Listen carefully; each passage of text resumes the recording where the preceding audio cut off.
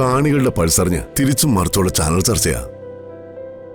കഴിഞ്ഞ കുറച്ചു ദിവസം മുമ്പ് വരെ എല്ലാം എനിക്കെതിരായിരുന്നു. പറഞ്ഞുകൊണ്ടിരുന്ന ആളുകളുടെ ഒരു വാക്കിൽ പോലും എന്നെ കുറിച്ച് നല്ലതില്ലായിരുന്നു. പക്ഷെ ഇപ്പോ 2 ദിവസങ്ങളായി എല്ലാം പ്രതാപവർമ്മയ്ക്ക് അനുകൂലം. എന്നെ ദുഷിച്ച നാവുകൊണ്ട് തന്നെ ചിലർ എന്നെ മഹാനായി വാഴ്ത്തുന്നു, പുണ്യവാനായി പുകഴ്ത്തുന്നു. ഞാൻ ആലോചിക്കായിരുന്നു, ശരിക്കും ഞാൻ അവർ കുറ്റപ്പെടുത്തിയതുപോലെ ഒരു നീചനൊന്നുമല്ല, വാഴ്ത്തുന്നത് പോലെ മഹാനുമല്ല. സത്യസന്ധമായ രീതിയിൽ ഒരു സംഘടിത സമൂഹത്തിലെ ജനങ്ങളുടെ പ്രശ്നങ്ങളെല്ലാം പരിഹരിച്ച് അവരുടെ ക്ഷേമം ലക്ഷ്യമാക്കി മാത്രം പ്രവർത്തിക്കുന്ന ഒരു കേവലം ജനസേവകൻ മാത്രമാണ് ഞാൻ. രാഷ്ട്രീയം എന്റെ തൊഴിലല്ല. പൊതുപ്രവർത്തനവും ജനസേവനവും എന്റെ തൊഴിലിനൊപ്പം മുന്നോട്ട് കൊണ്ടുപോകാൻ ആഗ്രഹിക്കുന്ന ഒരു സാധാരണ മനുഷ്യൻ.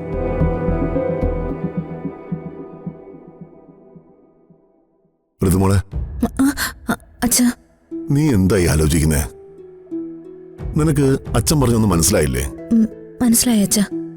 ശത്രുക്കളും മാധ്യമങ്ങളും പറയുന്നതിലൊന്നും ഒരു കാര്യമില്ല. അച്ഛൻ എന്താണെന്ന് പൊതുജനങ്ങൾക്കറിയാം. അതെ മോളെ.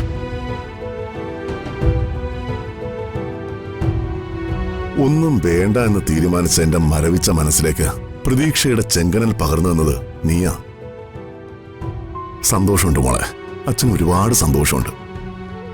എന്റെ മനസ്സ് നിറഞ്ഞിരിക്കുക. നീ ഇലക്ഷൻ നിൽക്കാതെ പകരം സ്വാതി ഇലക്ഷൻ നിർത്താൻ നീ എടുത്ത തീരുമാനത്തിന് പോലും ഇപ്പൊ പ്രശംസ ലഭിച്ചുകൊണ്ടിരിക്കുന്നത് എനിക്കാണ്. നിന്നെക്കുറിച്ച് ഓർത്ത് എനിക്ക് അഭിമാനം തോന്നുന്നു മോളെ.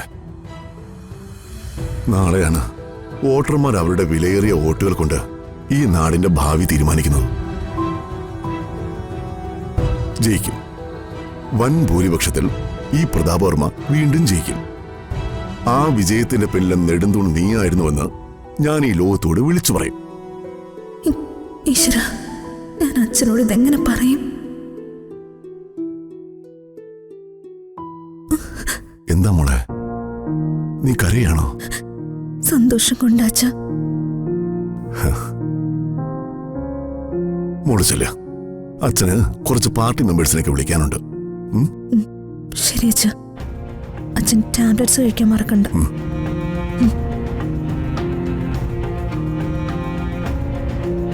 മോളെ, മോൾക്ക് എന്തെങ്കിലും പറയാനുണ്ടോ? ഇല്ല അച്ഛ. ശരി.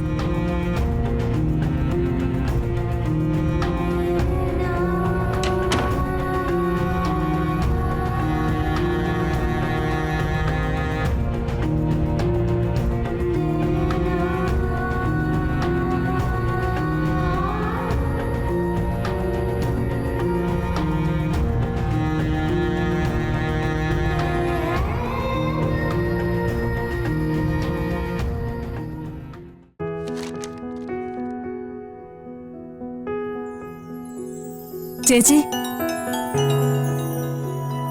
വർമ്മ സാറാ സംസാരിക്കേച്ചി. ആ സിസ്റ്റർ പവിത്ര, ഡ്യൂട്ടിയിലാണോ അതോ ഫ്രീ ടൈമിലാണോ? ഡ്യൂട്ടി കഴിഞ്ഞ് വന്നതേ ഉള്ളൂ സർ. അല്ല, എങ്ങനെയുണ്ട് സാറിന്റെ ആരോഗ്യം?